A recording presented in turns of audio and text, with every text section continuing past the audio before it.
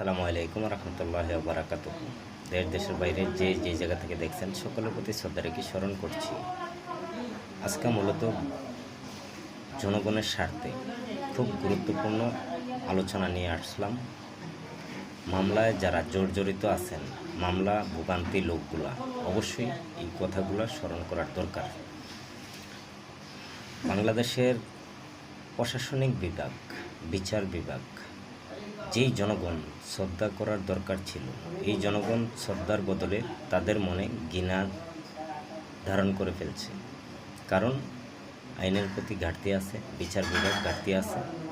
এগুলো সংশোধন করতে গেলে অবশ্যই একটু সময় দিতে হবে।